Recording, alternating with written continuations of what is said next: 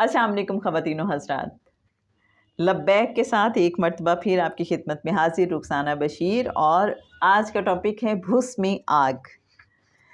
ممتاز مفتی کہتے ہیں کہ پھر چند ایک ماہ کے بعد گویا بھوس میں آگ لگ گئی، حج کے خوابوں کا تانتا بندھ گیا۔ میں کہیں جانے کے لیے سامان باندھ رہا ہوں، کوئی پوچھتا ہے کہاں جا رہے ہو، پیشتر اس کے کہ میں جواب دوں آواز آتی ہے یہ حج پہ جا رہے ہیں۔ میں بس میں بیٹھ جاتا ہوں، بس چل پڑتی ہے، کنڈکٹر ٹکٹ دینے آتا ہے، میں ملتان جاؤں گا، میں اس سے کہتا ہوں۔ سبھی مسافر حیرانی سے میری طرف دیکھتے ہیں اور یک زبان ہو کر چلاتے ہیں یہ بس تو حج کو جا رہی ہے، مگر میں تو ملتان۔ روکو روکو، میں چلاتا ہوں۔ کنڈکٹر نفی میں سر ہلاتا ہے، یہ بس رکے گی نہیں۔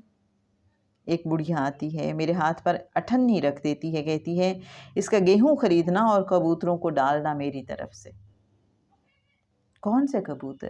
میں پوچھتا ہوں۔ روضہ پاک کے، اور کون سے؟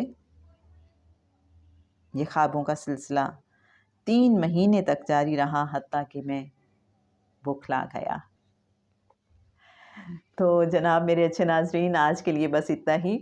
اب تک اگر آپ نے نہیں لبیک کے پریویس ایپیسوڈز دیکھے سنے تو میں آپ سے ریکویسٹ کروں گی کہ ضرور شروع سے سنیں، آپ کو بہت مزہ آئے گا، آپ بہت انجوائے کریں گے۔